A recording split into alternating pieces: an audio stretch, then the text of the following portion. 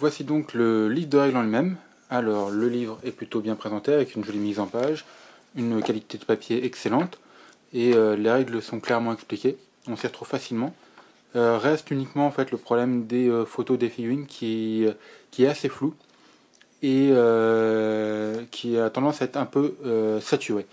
Le reste est vraiment nickel. Vous avez aussi 3 suppléments qui sont sortis, donc Conflagration, Devastation et le Force List.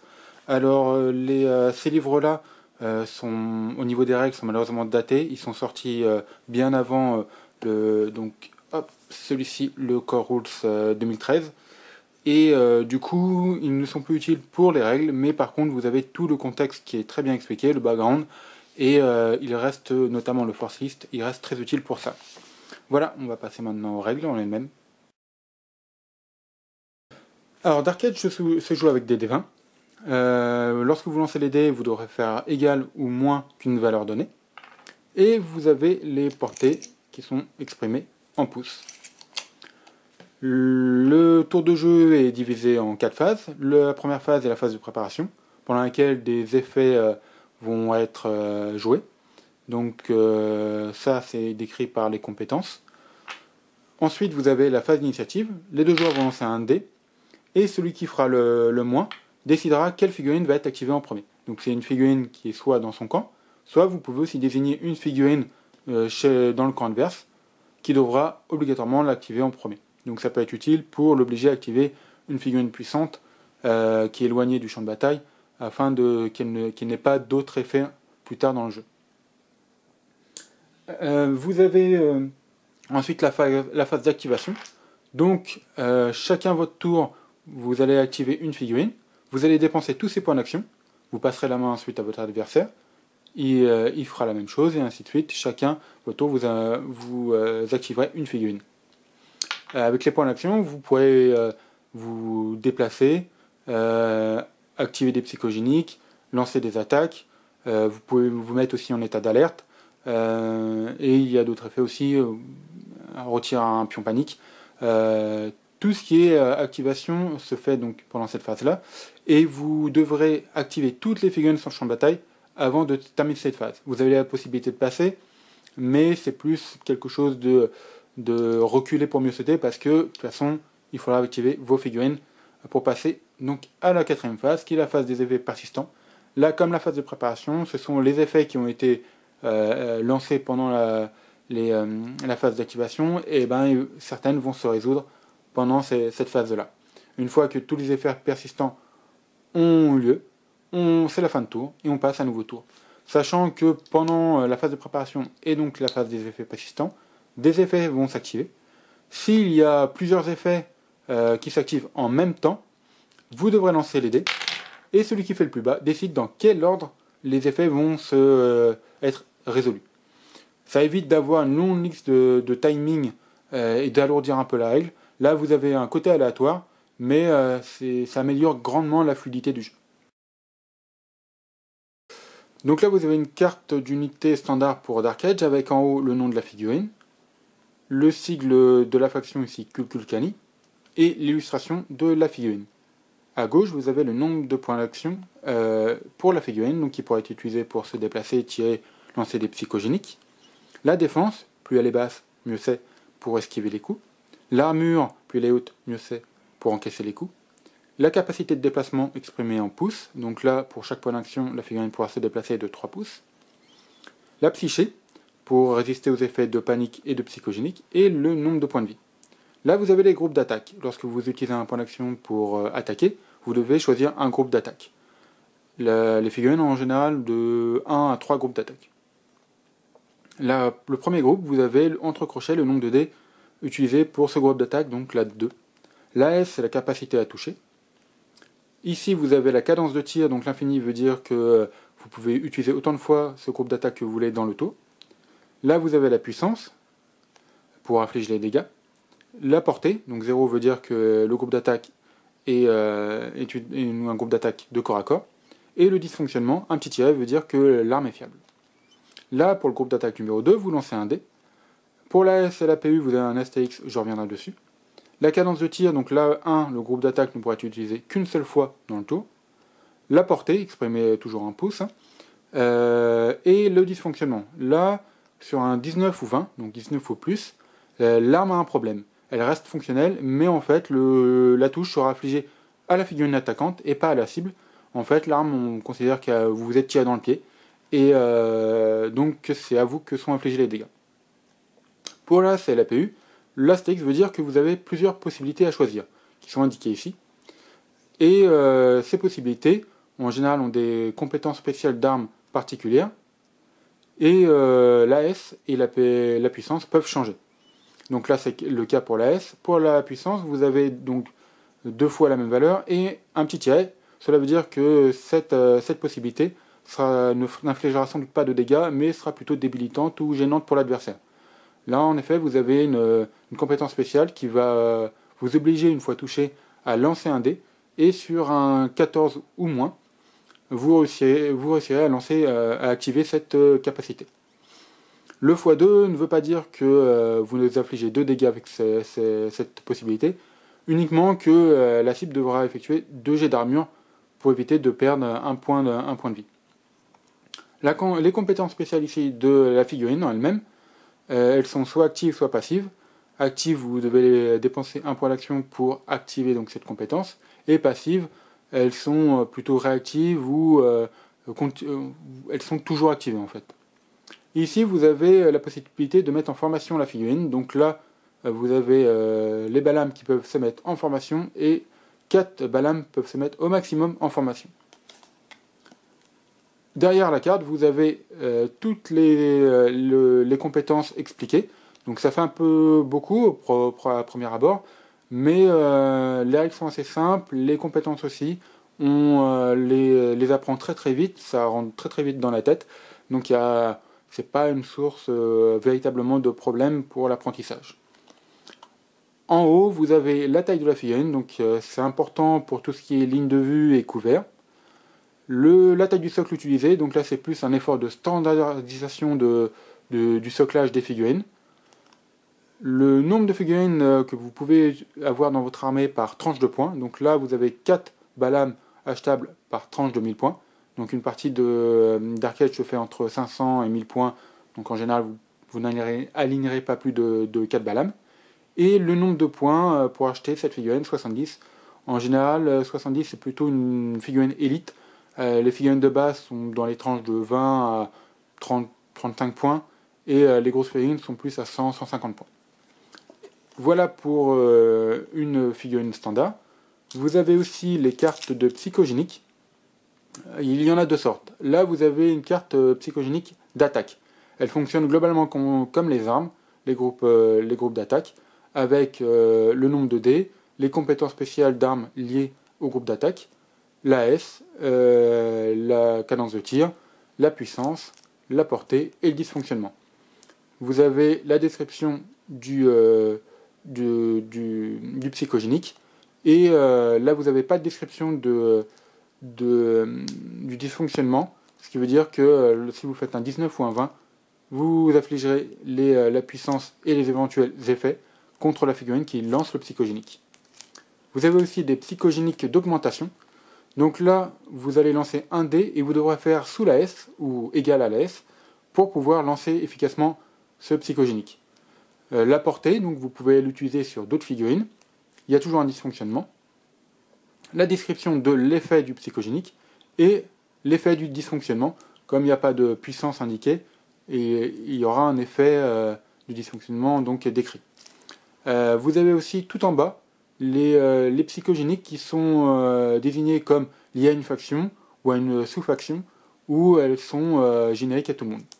Voilà, on a fini pour les cartes de Dark Age. Donc, on va aborder maintenant les lignes de vue. Donc, en début de partie, il est important de donner des tailles en fait aux éléments de décor. Donc, 2 choses sont importantes pour les lignes de vue, la taille et les couloirs de tir. Là, vous avez quelques figurines différentes. Ces 2-là ont le même socle, pourtant ils sont de tailles différentes. Ce sont les cartes des unités qui nous ont donné cet élément.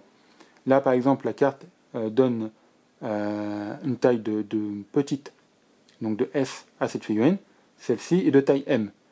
Ils ont le même soclage, pourtant de tailles différentes. Là, vous avez une taille L et deux tailles énormes. Là, pareil, le soclage est différent. Donc, vraiment, le soclage est plus un effet de standardisation qu'un effet de jeu. C'est la taille indiquée par la carte d'unité qui est importante. Donc, je reviens aussi aux couloirs de tir. Les couloirs de tir se font de bord de socle à bord de socle. Tout ce qui vient obstruer ce couloir de tir et qui est de taille égale ou supérieure à la cible bloque la ligne de vue. Donc là, par exemple, si nous avions cet élément-là, les deux lignes, donc le couloir est obstrué, mais comme ces deux figurines-là sont de taille inférieure à ces deux-là, il y a ligne de vue. Si on a cette configuration, par contre, les deux lignes sont obstruées, le couloir du tir aussi, mais la figurine est de taille supérieure à ces deux figurines-là, il n'y a pas de ligne de vue. Là, c'est la même chose, les tailles sont identiques, les deux couloirs sont obstrués, il n'y a pas de ligne de vue. Si par contre, on a cette configuration-là, une des lignes est obstruée, l'autre est effective, on peut avoir un couloir de tir. Pour les éléments de décor, c'est aussi important. Là, on a donné cet élément de décor comme taille L. Ce qui veut dire que le couloir est obstrué. L'élément de décor est de taille supérieure à la taille M et égale à la taille L. Les deux figurines ne peuvent pas se voir. Si on avait donné cet élément de décor comme taille M, donc moyenne, on vérifie. Couloir de tir obstrué. La cible est égale en taille à la valeur de l'élément de décor. Donc, le Saint-Luc, qui est de taille L, ne peut pas tirer dessus. La cible est de même taille. Par contre, comme l'élément de décor est plus petit que Saint-Luc, le Balam peut tirer sur Saint-Luc. On peut utiliser les points d'action pour se déplacer. On se déplace d'autant de pouces qu'indiqué par sa fiche. Là, le Balam se déplace de 3 pouces par point d'action dépensé. Elle peut très bien dépenser les points d'action l'un après l'autre et se déplacer, ou alors elle peut griller d'un coup autant de points d'action pour se déplacer d'autant. Là, elle peut dépenser 2 points d'action pour se déplacer de 6. On peut utiliser ces points d'action, enfin son déplacement, pour traverser des unités amies à partir du moment où elles sont de taille égale ou inférieure. Donc les arsenals peuvent se traverser. Par contre, l'arsenal ne peut pas traverser Saint-Luc, mais Saint-Luc peut le traverser. On peut utiliser aussi les points d'action pour traverser les éléments de décor. Les éléments de décor ont des mots-clés qui vous infligent des pénalités de déplacement. Malgré tout, on ne peut jamais diminuer la capacité de déplacement d'inférieur à 1. Une figurine pourra toujours se déplacer d'au moins d'1 pouce dans un élément de décor.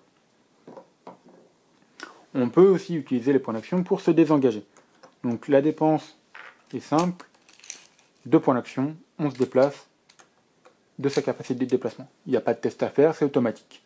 Par contre, on ne peut pas tout de suite réengager après s'être désengagé.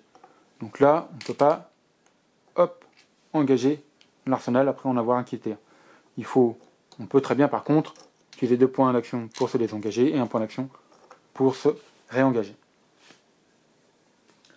On ne peut pas aussi terminer forcément, comme beaucoup de jeux, avec des socles se chevauchant l'un sur l'autre. On peut utiliser aussi ces points d'action pour grimper sur des éléments de décor. Donc les éléments de décor, on leur attribue une taille et si on peut grimper dessus ou non. Certains éléments de décor en étage et donc on ne peut pas les gravir. Du coup, on peut les atteindre quand même en volant, par exemple. Là, on va dire que cet élément de décor a un étage et qu'on peut le gravir. Pour le gravir, il faut avoir une capacité de mouvement de 3 pouces. Donc là, le Balam a 3 pouces, elle dépense 1 point d'action et elle grimpe. L'arsenal, qui a 2 pouces de déplacement, peut utiliser 2 points d'action pour doubler son déplacement et donc grimper de 3 et avoir 1 pouce supplémentaire pour se déplacer.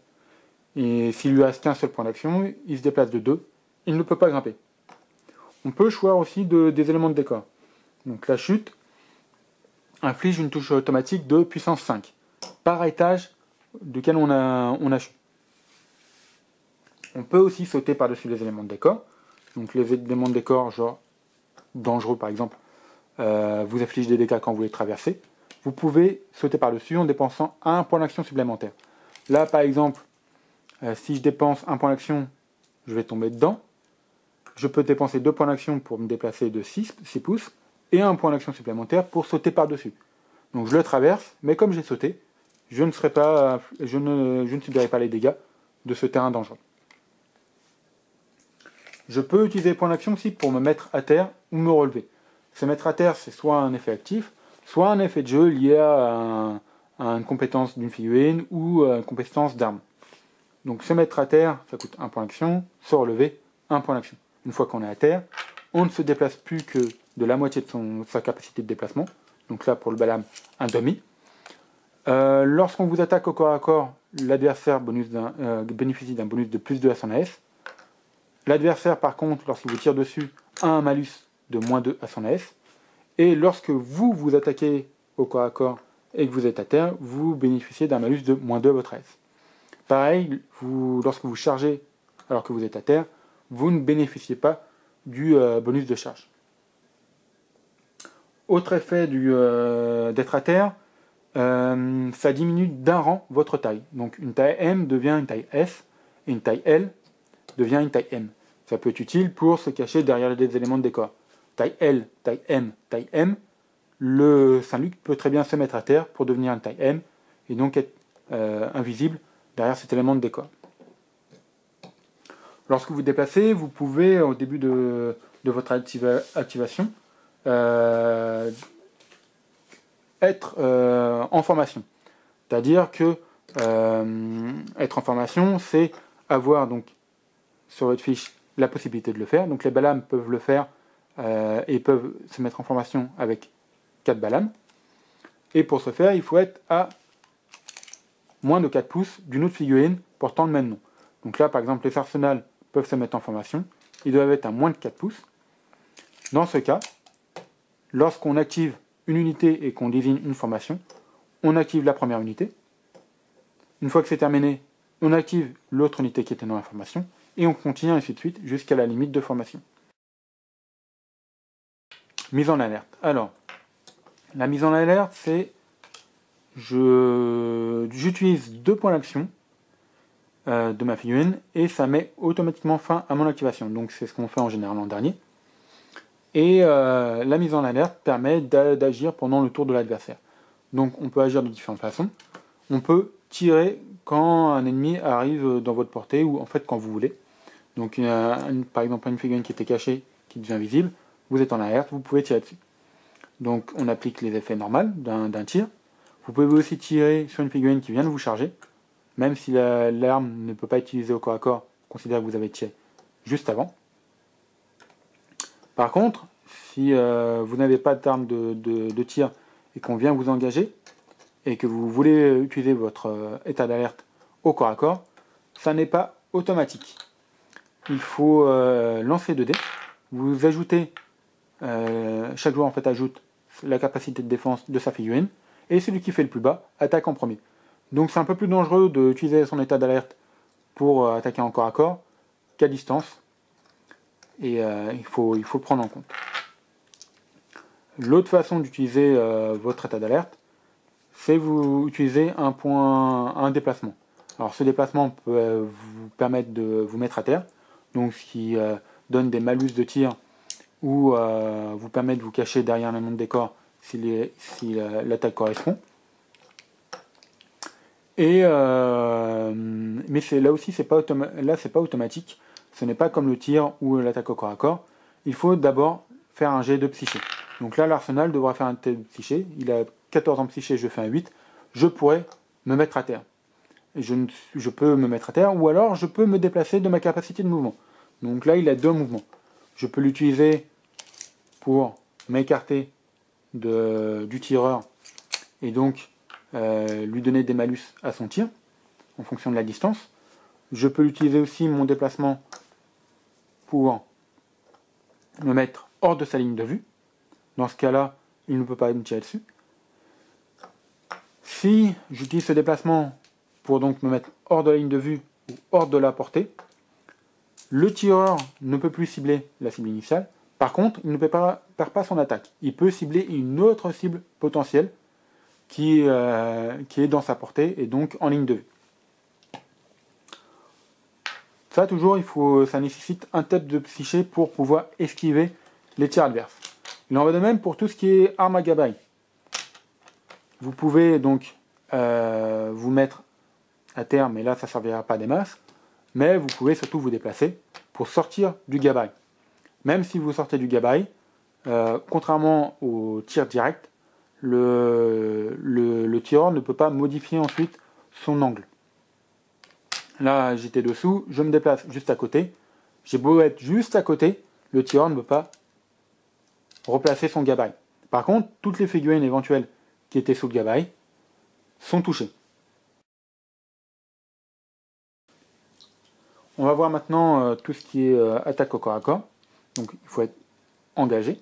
On lance autant de dés que le groupe d'attaque utilisé. Donc là, les griffes, vous avez 2 dés d'attaque à lancer. Vous prenez votre valeur d'AS, vous l'ajoutez à la valeur de défense de la cible, et ça vous donne votre valeur cible à atteindre. Donc là, 5 plus 2, ça donne 7. Je lance les dés. Je fais un 6 et un 17. J'ai une touche. Pour chaque touche, la cible va devoir effectuer un jet de sauvegarde. Donc là, j'ai une touche. La Sister Race ne devra lancer qu'un seul dé. Pour les jets de sauvegarde, on prend l'armure de la cible, on déduit la puissance de l'attaque, et ça nous donne la valeur cible. Donc là, 14 moins 4, 10, je jette un dé, je fais un 17, c'est raté, je perds un point de vie. Il a fallu que je fasse un 10 ou moins pour que ma sauvegarde soit effective. Si la balame avait réussi ces deux attaques, j'aurais dû lancer 2 dés. Là, je fais un 1 et un 4, parfait. Les 2 sauvegardes sont effectuées. Si sur toucher, le toucher, j'obtiens un 1, c'est une réussite critique. Non seulement je touche automatiquement, mais en plus si l'arme avait une compétence spéciale avec une valeur cible, ça aurait été automatiquement réussi. Là par exemple, pour cette possibilité, j'ai une poule à 14. Ça veut dire que si je fais un 1 pour cette attaque, non seulement je touche automatiquement, mais en plus le poule à 14 est automatiquement effectif. Je n'ai pas à lancer le dé et obtenir 14 ou moins pour que le pool soit effectif. Si j'obtiens un 20, par contre, c'est un échec critique. Non seulement je ne touche pas, mais en plus la figurine perd un point d'action. Là, dans ce cas-là, j'étais déjà au contact, j'avais 3 points d'action, j'en utilisais 1 pour attaquer. J'ai un 20, j'en perds 1, donc 1 pour l'attaque, 1 pour la perte, il me reste un seul point d'action. Il y a aussi des échecs critiques et des réussites critiques sur le jet d'armure. Si sur un jet d'armure, j'obtiens un 1, c'est un succès automatique, quels que soient les autres dés. Donc si j'avais 2 jets à faire, la réussite était automatique. Le dé, on ne comptabilise pas. Si par contre, je fais un 20, non seulement le test d'armure est un échec, mais en plus, je perds un point de vie supplémentaire. Donc là, si le balame avait fait une touche et que j'avais dû lancer un dé et que j'obtiens un 20, non seulement je perds un point de vie parce que je loupe mon jet de sauvegarde, mais je perds mon 2e point de vie à cause du 20. C'est assez problématique. Mais par contre, si j'avais dû faire 2 jets de sauvegarde et que j'obtenais un 20 et un 1, la réussite critique l'emporte, le 20 n'est pas comptabilisé. J'ai réussi mon jet de sauvegarde. On va voir aussi les bonus liés aux attaques au corps à corps. Vous avez le bonus de charge. Lorsque vous vous déplacez en utilisant un point d'action et que vous venez au contact, on considère que c'est une charge. Donc vous bénéficiez d'une attaque gratuite, mais en plus, sur cette attaque, vous avez un bonus de plus 1 AS et plus 1 à puissance. Donc là, la Sister Race vient de rentrer en contact, elle a une attaque gratuite, avec sa massue, et au lieu d'avoir une AS de 8, elle a une AS de 9, et au lieu d'avoir une puissance de 5, elle a une puissance de 6, pour cette attaque uniquement. Ceci est la charge. Après, vous avez la possibilité d'avoir des petits amis qui vous donnent un coup de main. Pour chaque figurine amie en contact socle à socle avec votre cible, vous gagnez plus 1 à votre AS et plus 1 à votre PU. Donc là, il y a 2 arsenals qui est la Sister of Wraith. Elle aura plus 2 à son AS, plus 2 à sa puissance. Donc là, 10 et 7. Le surnombre est donc très très efficace. Il faut y faire attention. Et elle est effective pour toutes les figurines. C'est-à-dire que la Sister of Wraith, s'il n'arrive pas à bout du Balam, l'arsenal gagnera aussi plus 2 à la S et plus 2 à la PU. Sans aucun problème. D'autres choses aussi pour tout ce qui est attaque de corps à corps. Tout ce qui est arme à allonge, le Reach. Le Reach permet d'attaquer les figurines à 2 pouces de distance. Donc là, le petit esclave Draguiri a une lance qui lui permet d'avoir un Reach.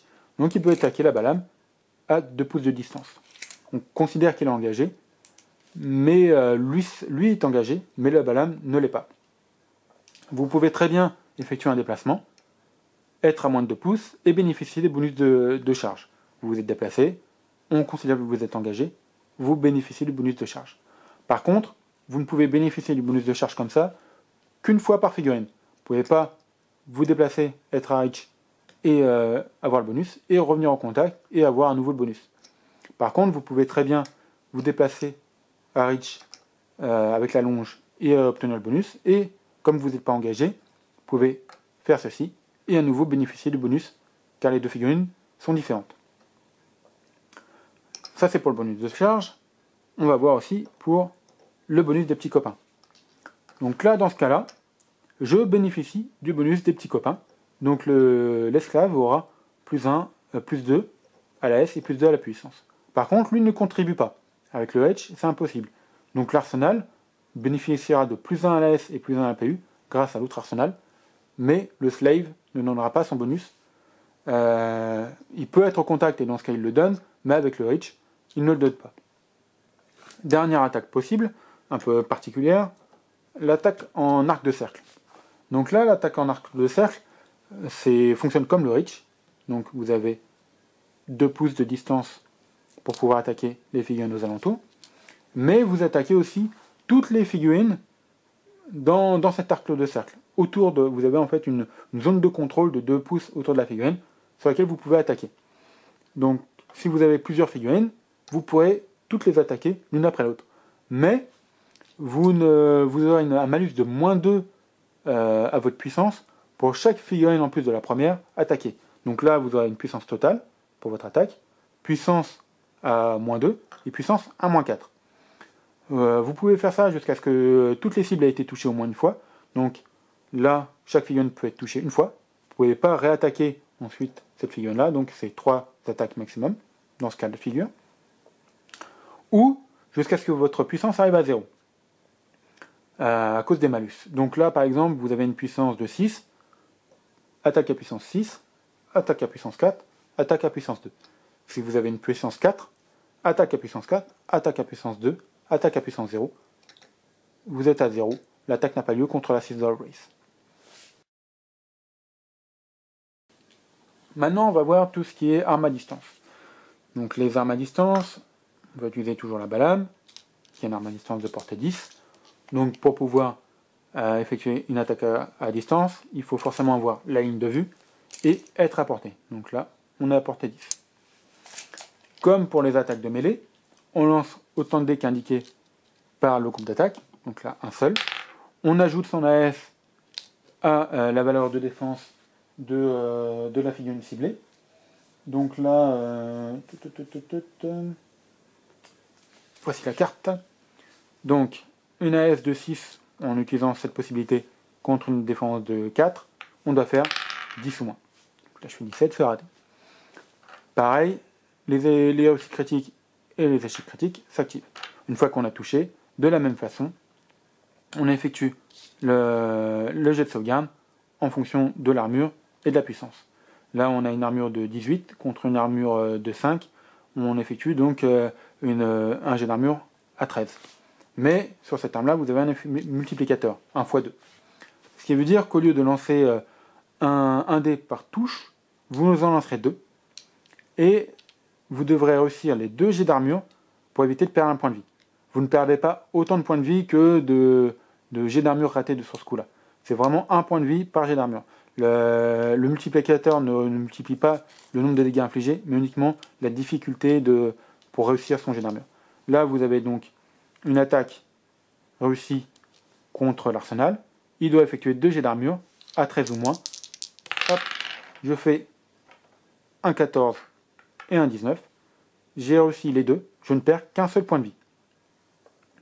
Si j'en avais réussi qu'un, je ne perdrais aussi qu'un seul point de vie. Car j'ai un des deux à échouer.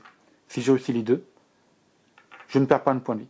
Donc l'attaque avec multiplicateur n'est pas plus destructrice, mais plus difficile à encaisser. Vous avez aussi des... pareil pour les jets de sauvegarde, pardon. Les critiques existent. Donc, dans le cas du multiplicateur, si vous faites 2,20, le malus de l'échec critique ne se multiplie pas, n'est pas accumulatif. Vous ne perdez pas un point de vie plus 1 plus 1. C'est un point de vie plus l'effet de l'échec critique, vous perdez 2 points de vie, ce qui est déjà pas mal. Vous avez les malus de distance qui s'appliquent. Donc pour chaque tranche de 4, vous allez perdre un point d'AS, au-delà de la première tranche. Donc là, portée 4, je ne perds pas d'AS. Portée de 4 à 8, je perds un AS. Portée de 8 à 10, vu que c'est le maximum du Balam, j'aurai moins 2 à mon AS. Donc les distances, ça compte pas mal. Mais vous pouvez dépenser un point d'action pour viser et bénéficier d'un bonus de plus 2. Donc là, à portée entre 8 et 10, j'aurai normalement moins 2 à mon AS, mais si j'utilise un point d'action supplémentaire lors de mon attaque, j'aurai un bonus de plus 2, ça s'annule, j'utiliserai mon AS standard de 6. Vous pouvez tirer dans une mêlée. Donc, les mêlées, lorsque vous tirez dedans, vous n'avez aucune chance de toucher votre pote. Donc il n'y a pas de jet après, si vous ratez, aléatoire pour savoir qui vous allez toucher. Vous ciblez votre figurine et vous avez un malus de moins 2 à votre AS. C'est tout pour les tirs en mêlée. Bien sûr, il faut avoir une ligne de vue. Si j'essaye de tirer sur l'arsenal alors qu'il y a un gros rase juste devant, le rase bloque la ligne de vue, je ne peux pas tirer sur l'arsenal. Ensuite, vous avez les couverts. Donc, les couverts, hop, la taille du décor est inférieure à la taille des deux éléments. Je peux tirer à travers pour essayer de toucher l'arsenal. Vous avez un malus de moins 2 pour les éléments de décor, les couverts légers, donc tout ce qui est arbre, bois et ainsi de suite. Et pour tout ce qui est béton, fer et autres, vous avez un malus de moins 4. Donc là, j'aurai un malus de moins 4 pour l'élément de décor contre l'arsenal, plus les éventuels malus de distance. Par contre, si je possède l'élément de décor, ce qui veut dire que je suis au contact avec lui, le malus s'inflige pas sur le tireur qui est au élément de contact, mais pas en fait sur le Balam qui possède l'élément de décor, mais l'arsenal, s'il essaye de tirer sur le Balam, il aura ce malus là. Donc élément de décor, le contrôle d'éléments de décor permet d'annuler le malus. Le fait d'être entre les deux, par contre, il s'applique. Vous avez ensuite tout ce qui est armes à gabarit. Donc les gabarits en forme de larme, vous en avez deux. Vous avez celui qui est en jet, donc assez long, et en plus des versions de ce type-là. Lorsque vous utilisez votre gabarit en forme de jet, donc vous le mettez comme vous voulez, et vous désignez une cible prioritaire. Donc la cible prioritaire est importante, car c'est le jet contre cette figurine-là qui va désigner s'il y a un dysfonctionnement ou non. Là, je cible de cette façon.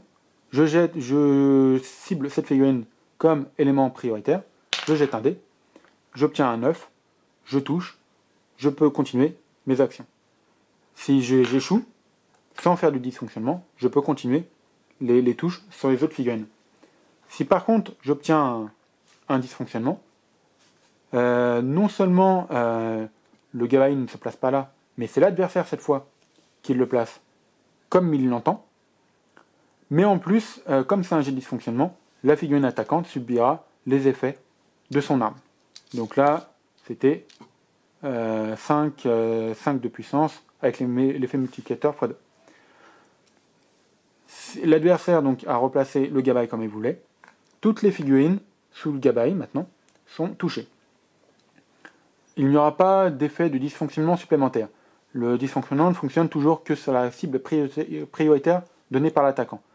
Là, si j'avais un dysfonctionnement à nouveau sur Saint-Luc, il ne s'effectuerait pas, ça sera juste une attaque ratée. Tout ce qui est attaque à gabarit en forme de larme annule tous les couverts qui pourraient s'appliquer. Là, par exemple, le couvert lourd est annulé. Mon AS est lancé de façon standard, il n'y a pas de malus de -4. De même, il n'y a pas de malus de distance. Là, par exemple, j'ai un jet de flamme qui fait 15 à peu près, 16 même, pouces de distance. Il n'y a pas de malus par tranche de 4. Ça, c'est pour les gabarits en forme de lame. On va voir pour tout ce qui est gabarit à explosion de ce type-là. Donc, lorsque vous tirez avec un gabarit à explosion, vous placez votre gabarit au-dessus du socle de la cible. Le centre n'est pas obligé d'être placé au milieu du socle. Vous pouvez très bien le déplacer en bord de socle de la figurine ciblée. C'est important car si vous avez une figurine juste à côté, vous pouvez très bien décaler votre gabarit pour toucher la figurine à côté. Toutes les figurines sous le gabarit sont touchées. Vous n'avez qu'un seul jet à faire, c'est contre la cible initiale. Vous lancez de votre dé, donc là les malus de distance s'appliquent, ainsi que les couverts, et vous effectuez votre jet. Si vous obtenez une réussite, ça reste sur place. Si vous obtenez un échec, le gabarit va dévier. Donc il dévie d'autant qu'indiqué par le dé. Donc là, j'ai obtenu un 13, je vais dévier de 13, divisé par 2. Donc là, je vais dévier de 7,5.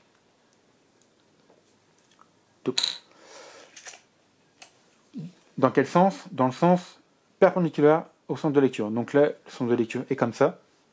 Je me place de cette façon. En fait, c'est indiqué par la pointe du triangle du dé. Donc là, la direction est bien comme ça. Je déplace bien le gabarit de 7,5 vers là. Autre règle, la déviation ne peut pas dévier de plus de la moitié de la distance entre l'attaquant et la cible. Donc là, même si j'ai obtenu un 13 et que je devrais dévier de 7,5, j'ai une distance de 5 entre les deux. Donc je ne pourrais pas dévier de plus de 2,5. Hop, donc ça va dévier là. Et toutes les nouvelles cibles sous le gabarit sont touchées. Automatiquement, on inflige les dégâts avec la puissance. Donc, la déviation, on prend le dé, on divise la valeur par 2, dans la direction indiquée par la pointe perpendiculaire au sens de lecture du chiffre, et pas plus de la moitié de la distance entre l'attaquant et la cible. Si on obtient un critique, qu'est-ce qui se passe? Le gabarit n'est pas placé par le joueur qui attaque, mais par le joueur adverse qui le place au-dessus de la figurine qui a essayé de tirer.